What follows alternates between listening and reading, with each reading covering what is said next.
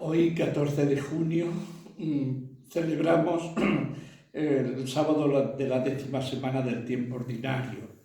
Las lecturas que hoy nos ofrece la Santa Iglesia para que las meditemos, las vivamos, transformen nuestra vida.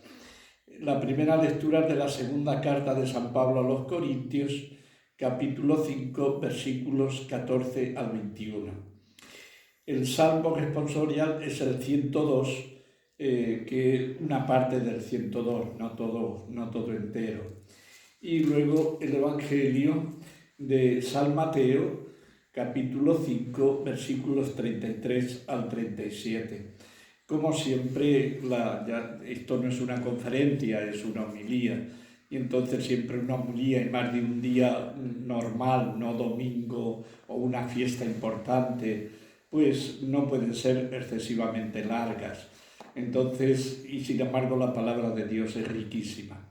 Por tanto, son siempre, sobre todo, pues subrayar algunos aspectos que nos pueden hacer pues mayor bien o quizás sean más necesarios, por lo menos a mi juicio. Y bueno, pues le pedimos siempre al Espíritu Santo que sea Él el que sabe nuestras necesidades de todos nosotros, que Él nos subraye aquello que más necesitamos. Cada uno está en una situación espiritual distinta y a lo mejor se fijará en algunos aspectos de las lecturas que mejor le convenga. Siempre la palabra de Dios es riquísima y lo mismo que la nieve se adapta a la montaña, al valle, y así también la palabra de Dios se adapta a cada uno de nosotros para enriquecernos. Luego la lluvia cae sobre la tierra, pero luego el naranjo da naranjas y el melonar da melones y la encina pues da bellotas. Y entonces así nosotros con la palabra de Dios sucede lo mismo. Cada uno está en un momento particular y pues, pero luego para que cada uno dé aquel fruto que el Señor quiere dar. Yo subrayaría alguna cosa de esta primera lectura. Por ejemplo, nos apremia el amor de Cristo. Nos apremia el amor de Cristo en todo. El amor de Cristo nos apremia para que, viendo la vida y la palabra de Jesús, comprendamos cuál es nuestro ser, cuál es nuestra misión, cuál es la misión del mundo, cuáles son las promesas del mundo que nos espera, de dónde venimos, a dónde vamos, qué es lo que nos puede hacer feliz, qué es lo que no nos puede hacer feliz. Y además nos apremia. Cada uno de nosotros sabemos hasta qué punto el Señor quiere siempre de nosotros, nos exige más, porque nos ama, nos sigue amando y nos apremia, porque nos ha dado una gracia para que demos muchos frutos. Entonces, que cada uno de nosotros hoy sintamos ese apremio de Jesús, que quiere que nos despertemos y que cada vez demos más fruto. Otra de las frases que nos dice San Pablo aquí también, entre otras cosas, el que es de Cristo es una criatura nueva, solo el que es de Cristo. Hoy está en crisis, ¿qué es el hombre? ¿Quién es el hombre? Hay tantas respuestas filosóficas, psicológicas, está en crisis total lo que es el hombre. Aquí San Pablo se atreve a decir una afirmación tremenda. El que es de Cristo es un hombre, una criatura nueva. No mejor o peor, no más guapo o más feo, o menos feo, o más inteligente, no, criatura nueva. Y esto sería como para que nos pusiéramos de rodillas y dijéramos, ¿qué significa ser cristiano hoy? ¿Qué significa ser católico? Hoy y siempre. Una criatura nueva. Entonces las criaturas nuevas, por así decir, tienen que tener un nuevo pensar, un nuevo sentir, un nuevo hablar, un nuevo comportarse. Es una criatura nueva. Es incluso en lo humano. Pues una persona que pasa de estar trabajando en cualquier campo, pues pasa a ser un gran diplomático, pasa a tener una situación nueva que le exige distintos comportamientos, por así decir. Cuanto más pasar de ser una criatura simplemente humana a una criatura nueva. Y esa criatura nueva, ¿dónde podremos encontrar algo que nos dé luz de lo que es esa criatura nueva, viendo la vida de Jesús, viendo el ser de Jesús. Porque Jesús nos apremia tanto, nos ama tanto, que no quiere que seamos solamente una criatura nueva, sino Él mismo, que es la criatura nueva perfecta, santa, santísima, sacerdote, víctima, altar, Rey de reyes, Señor de señores, Dios de Dios. Es una criatura nueva. Solo en Jesús podemos encontrar esa criatura nueva. Tener conciencia de esto es fundamental, porque solo cuando yo reconozco lo que soy, entenderé la moral que entonces Jesús me propone, que es la moral más alta que jamás se ha oído en la tierra. Somos criatura nueva, que esto lo llevemos a la meditación. Luego nos dice también una cosa que al final, al que no había pecado, Dios lo hizo expiar por nuestros pecados, para que nosotros, unidos a Él, recibamos la salvación de Dios. Veis siempre el secreto de la vida cristiana no es una moral, es una persona, unidos a Él. Lo principal que tiene que buscar un cristiano, más que simplemente el cumplimiento de unos mandatos, por hermosos que sean, es una persona, unidos en Jesús. Lo que más tenemos que buscar es la persona de Jesús.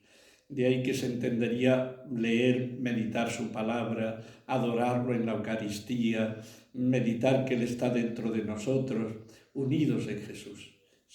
Ahí es donde estaremos, en Él recibamos la salvación de Dios, y esa salvación es mucho más que liberarme de un pecado, es transformarme en Él. Es una salvación que me hace Él mismo, me hace Dios con Él. Luego hay un detalle del Salmo, que es todo precioso: bendice alma mía al Señor y todo mi ser a su santo nombre, todo mi ser. La mirada, el oído, la boca, los gestos, las acciones, las no acciones, todo tendría que ser una bendición al Señor. No olvides sus beneficios, que son mucho mayores de los que creemos. Y al final, y luego nos dice una frase preciosa: Él rescata tu vida de la fosa y te colma de gracia y de ternura. ¡Qué maravilla! Esa ternura, pues la que tiene una madre con un niño recién nacido. Imaginaos que nosotros, criaturas nuevas, el Señor nos llena de su ternura, de su abrazo, de su beso, de su ternura, de su amor. Esto es inconcebible, no lo encontraréis en ninguna otra religión, en ninguna otra filosofía. Dios, el Dios infinito, todopoderoso, santo, 3 veces santo, se abaja a nosotros, se llena de ternura, nos llena de su ternura. El amor de Dios es inimaginable. El día que descubramos el amor de Dios, seremos felices y no tendremos nada, ni miedo a nada ni a nadie, ni a la enfermedad, ni a la muerte, ni a las amenazas, ni a las escasez, ni a la guerra. Dios me llena de su ternura y está deseando llenarme de su ternura. Luego del Evangelio, subrayar lo que dice al final el Señor.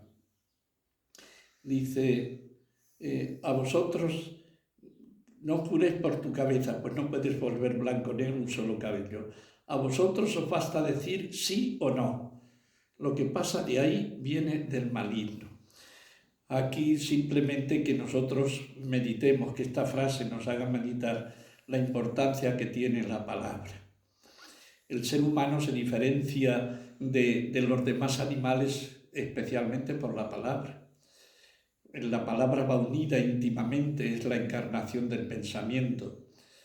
Lo mismo que el cuerpo, por así decir, es la carne del alma, así la palabra es la carne del pensamiento.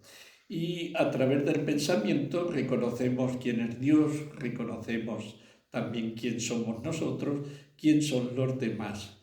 Y como somos seres solidarios, seres que estamos en diálogo, la palabra es importantísima, porque a través de la palabra comunicamos a los demás nuestras experiencias, nuestro pensar, entran en el alma del otro, como decía San Agustín, y lo hacen suyo, y entonces nuestra comunicación nos hace uno y nos hace crecer en sabiduría, nos hace crecer en sentimientos, nos hacen crecer en humanidad.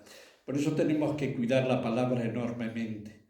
Cuando empezamos la misa siempre decimos que he pecado mucho de pensamiento, palabra y omisión, porque la palabra es importantísima.